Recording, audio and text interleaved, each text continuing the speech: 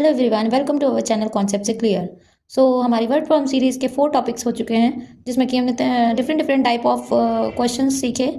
आज हम एक न्यू टॉपिक सीखते हैं, जो कि हमारे चैप्टर से रिलेटेड होंगे। हमारे न्यू टॉपिक का नेम है speed, time and distance type questions.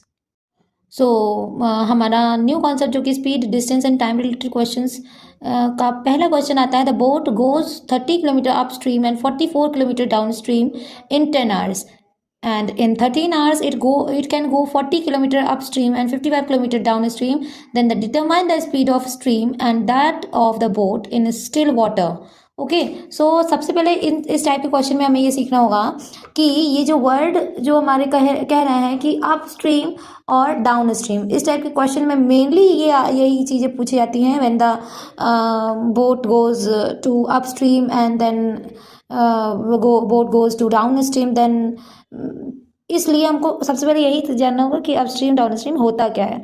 Then let's suppose that there is a river.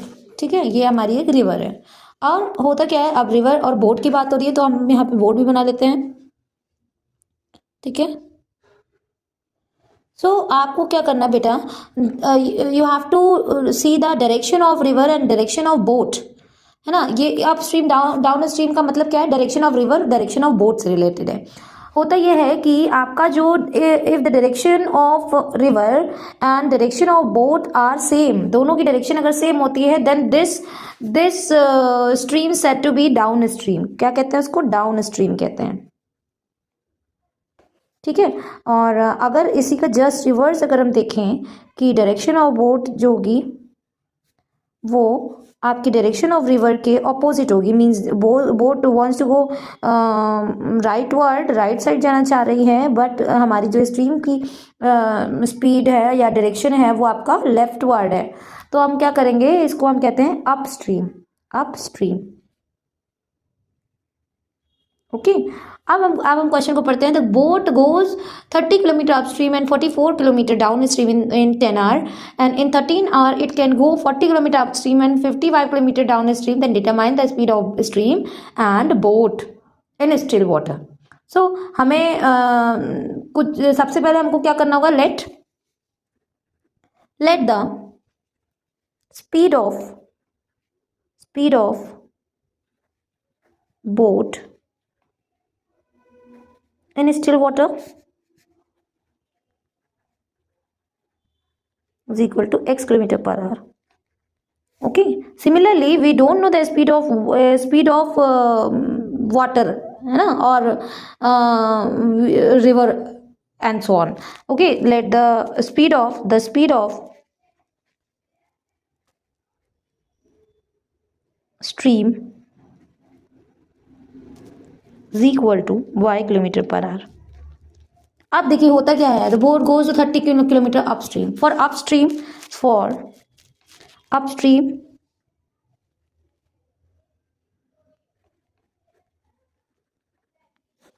आपको हमने डायग्राम के अकॉर्डिंग अगर हम देखें कि अपस्ट्रीम में दोनों की जो डायरेक्शन है वो आपकी क्या होगी, रिवर्स होगी। ठीक है, रिवर्स होगी तो मतलब हमें क्या करना होगा, आपने बोट को माना है x और इसको माना है y, दोनों की डायरेक्शन जब रिवर्स है तो आपको क्या करना है कि जो speed is equal to x minus Y.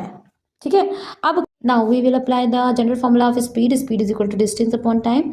अब हमें क्या करना है, हमारे क्वेश्चन में बोल रहा है कि हम जब अप स्ट्रीम की बात की जाती है तब वो जो डिस्टेंस ट्रेवल करती है d1 जो होगा 30 किलोमीटर रहता है, 30 किलोमीटर।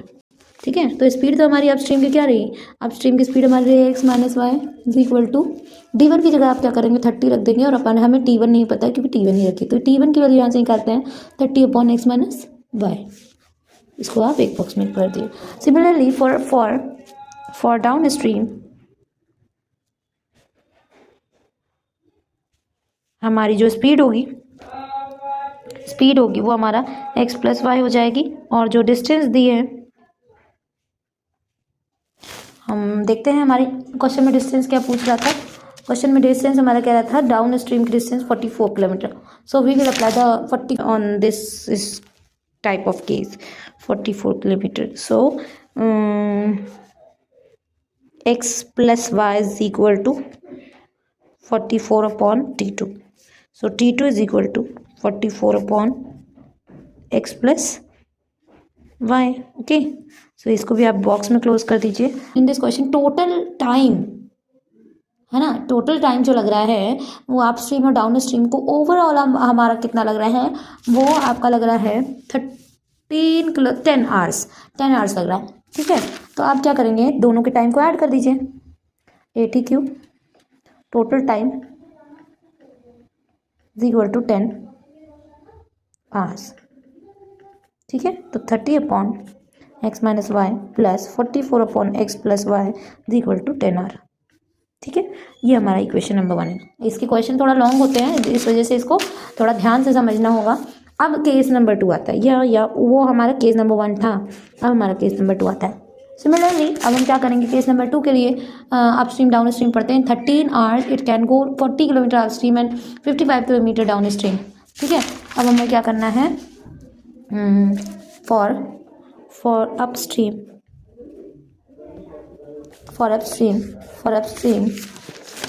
अब कितना ट्रैवल करता है, 40 किलोमीटर अपस्ट्रीम, 40 किलोमीटर ट्रैवल करता है अपस्ट्रीम में. तो ये हमारा हो गया क्या, T3 मान लीजिए इक्वल टू, अपस्ट्रीम में हमें पता ही है 40 kilometre upon x minus y. ठीक है, 40 किलोमीटर एक था बेटे. Yes, for down stream T4 बराबर 55 किलोमीटर एक्स प्लस वाई. ठीक है, और टोटल टाइम जो लग रहा है, total time is equal to हमारा लगता है, टोटल टाइम हमारा कितना लग रहा है, 13 आवर्स लग रहा है. ठीक है, तो हमारा क्या होगा, 40 upon x minus y plus 55 upon x plus y is equal to 13. ठीक है, ये हमारी इक्वेशन 2 हो गई. अब इन दोनों इक्वेशन को सॉल्व कैसे करें, क्योंकि थोड़ी सी ये बड़ी क्वेश्चंस लग रही हैं. इस टाइप के क्वेश्चंस के लिए हमें क्या करना होता है, आप देख रहे हैं कि हमारा जो इक्वेशन 1 में भी एक पार्ट आया है जिसमें something upon x minus y है और something upon x plus y है. ठीक है, तो हम क्या कर देते हैं, from equation 1 let x minus y is equal to a and x plus y is equal to B.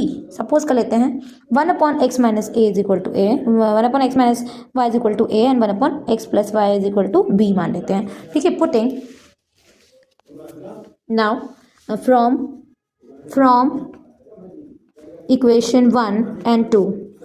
ठीक है, तो अब हम क्या करेंगे, फर्स्ट इक्वेशन को अगर आप देखेंगे तो आपकी क्या इक्वेशन आई थी फर्स्ट वाली, तो देखेंगे तो क्या आएगा, ये समथिंग यानी 30 अपॉन एक्स माइनस वाई, तो 30 A plus 44 B is equal to, कितना टाइम लग रहा था, 10 आवर्स लग रहा था. इक्वेशन 3 मान लीजिए या तो इसको. ठीक है, अब नेक्स्ट में अगर देखें तो 40 A plus 55 B is equal to 13. ठीक है, अब इसको जैसे सॉल्व करना है वैसे सॉल्व करेंगे बाय यूजिंग एलिमिनेशन मेथड. ठीक है, अब देखिए, अब दोनों में वेरिएबल्स आपके जो है 30 है और यहाँ नंबर्स आपके ए है, लेकिन एक में 30 है, एक में दूसरे में 40 है. अब अगर तो सेकंड में देखें तो 44 बी है, यहाँ 55 बी है. आपको थोड़ा स्मॉलर नंबर लेना है तो हम लोग क्या करें, 30 और 40 को इक्वल करते हैं by 30 multiply by 4 and 40 multiply by 3, तभी भी तो एक ही आ जाएगा. 4 इज 12, 3 4 12 है ना. तो अब इक्वेशंस 3 और 4 को 4 और 3 से मल्टीप्लाई कर देते हैं. कैसे, 30 मल्टीप्लाई बाय 4 तो will get 120a plus 4 4s are 16 and 4 4s are 16, 117. So 176b is equal to 10 4s are 40. Okay, so when we will multiply by 3 to the equation 4, we'll get 120a plus 5 3s are 15, 5 3s are 15, 15 1 16 is equal to, and 13 3s are 39. Okay, अब minus कर देते हैं. Minus करने पे क्या मिला, हमारे same sign थे, दैट्स वाई हमें नीचे वाली इक्वेशंस के साइन अपोजिट करने होंगे. तो क्या वो 120 विल बी कैंसल आउट. ये यहाँ बचा क्या, 176b जो कि प्लस का है और 165b जो कि माइनस का है. तो हमारा क्या आया, इन दोनों को प्लस माइनस माइनस कर देते हैं. आप क्या आया, 1 and 1. 11b is equal to 40 minus 39 is equal 39 will get 1. तो b upon 11 1/11 हमारा आया b की वैल्यू। ना putting b is equal 1/11 in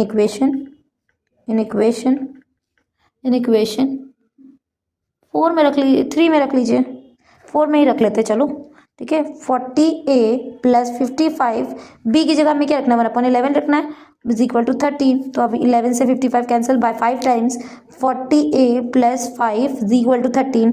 so 5 will goes to the right side by with opposite sign.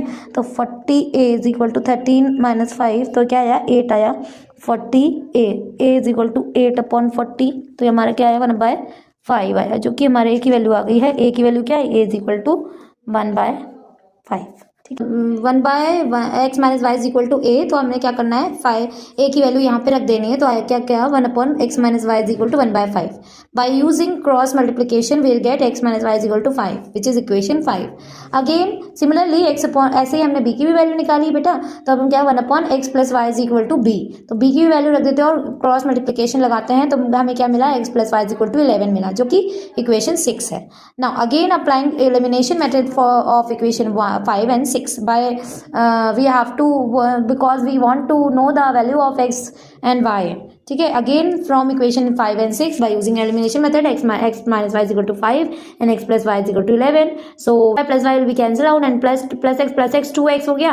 अब यहाँ से अगर देखें तो 5 plus 11 is equal to 16, so 2x is equal to 16, x is equal to 16/2 जो कि 8 आ गया। अब क्या करते हैं, अब हमारा क्या होगा, putting x is equal to 8 in equation 5 में रख देते हैं, ठीक है। हमारी इक्वेशन 5 क्या थी, x minus y is equal to 5 थी, तो और 8 minus y is equal to 5। So y की वैल्यू क्योंकि हमें निकालनी है, तो आप y को नेक्स्ट दूसरी तरफ ले जाइए, जो कि माइनस में था प्लस में हो जाएगा, और 5 को आप सेपरेट कर लीजिए नंबर के पास, यानी 8 के पास। 8 minus 5 is equal to y, तो 3 आगे क्या y की वैल्यू, जो कि हमारा क्या था, अब हमने क्या निकाला था, तो स्पीड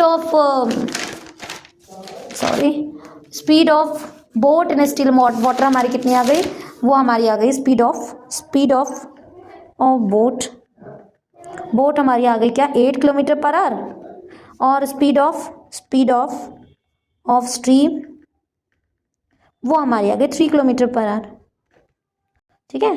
तो यही हमारा आंसर आ जाएगा।